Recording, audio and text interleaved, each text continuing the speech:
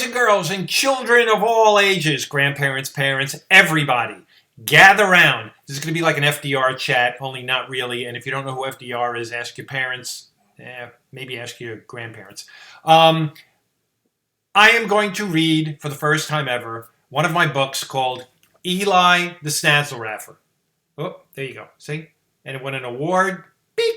And I'm going to read it. I'm going to read my book. Not to be confused with Eli The Snazzleraffer growing up with Aaron the Acorn, but the first Eli The Snazzleraffer book.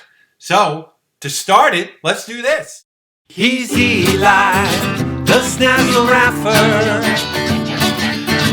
Being your friend is all he's after. He may be scary, may be frightening too, but he only wants to be friends with you. He's Eli. Oh, the Snazzleraffer.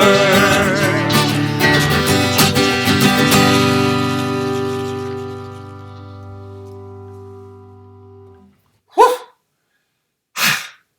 That was invigorating. Anyway, Eli The Snazzleraffer by me, Robert Agnello.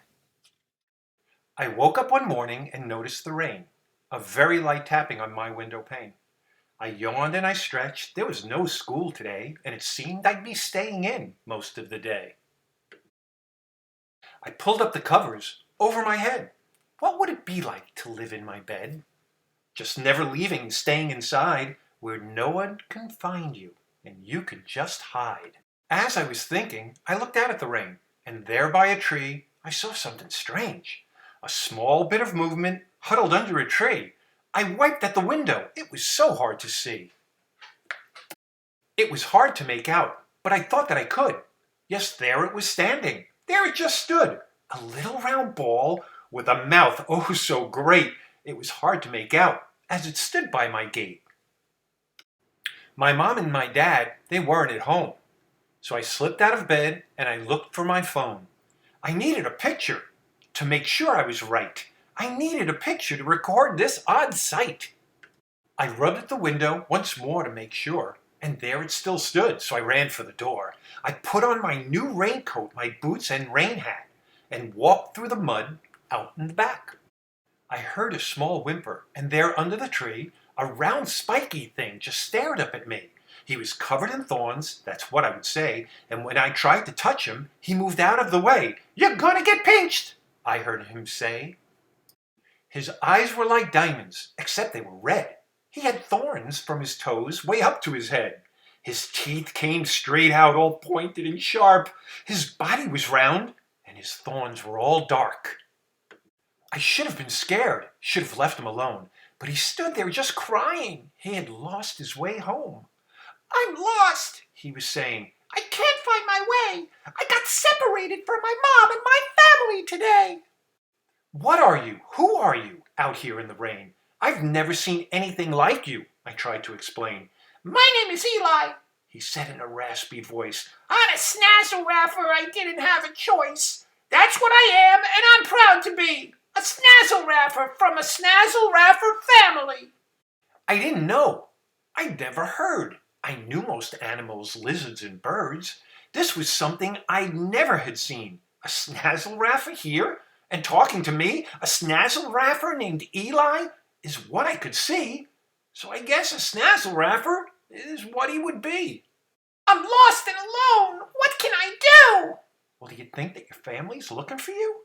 "I think that they are," he said in a whisper. "I think that they are, with my brother and sister." I watched as he shivered, all wet and cold. I kept thinking that Eli isn't that old. He must be my age. I thought and I thought. I moved closer to him. Then my jacket got caught. One of his points, my jacket got snagged. On one of his thorns, my jacket got bagged. I pulled away quickly and hurt a small tear.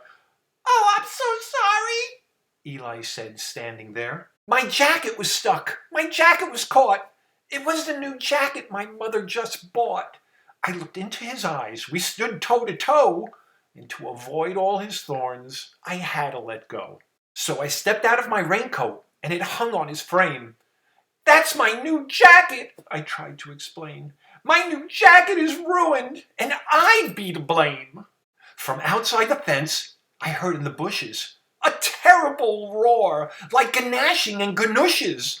The gate started shaking as the rain it came down. I covered my ears at the terrible sound. But Eli was smiling, because Eli was found. My baby, my baby! It roared through the rain. It was a raspy high voice, but I knew just the same. Eli's mother had found him. Of that I was sure, and just like a mother, she ran through the gate door. She hugged her baby. She hugged him real tight, asking him, Eli, are you all right? Yes, Mom. My friend came and stayed with me here. He stayed till you came. She said, My, what a dear. It was getting quite wet as I turned and looked down. My new jacket was torn and ripped on the ground. Don't stand between Snazzleraffers when they start to hug. Their thorns and their points will pull and will tug, and your jacket will lose in the push and the shove. I needed a picture. I needed one now. I needed some proof. I didn't know how. My phone! Yes, my phone! That was the key! I remembered my phone that I took out with me. But it's in my jacket. Oh, this couldn't be. There in the mud, with scratches and tears, there in the mud, just sitting there, was my new ruined jacket collecting the rain, and a phone that was sure to not phone again. Eli saw me. He saw I was sad. He saw I was worried. He saw it was bad. He broke off a thorn sticking out of his side and gave it to me with some sort of pride. This will prove that you saw just what you saw. A thorn from a Snazzleraffer is something not to ignore. You stayed with me here even though we just met. You stayed with me here in the rain and the wet, and for that what you did, I will never forget. I didn't tell Mom, no, not a soul, but I carry that thorn wherever I go. I got to see Eli once and again, and forever and ever we'll always be friends. A friend is worth more than a jacket or phone, because a friend always means that you're never alone. No, you're never alone wherever you go. If you have a friend either here or at home, a friend stays in your heart, in your thoughts and your mind. And a friend is a friend 100% of the time. The end. Well, there you go. Eli The Snazzleraffer. It's kind of a cute book. Kids can color in it. And maybe next time we'll do another coloring time. Oh, gotta go. The dogs are barking.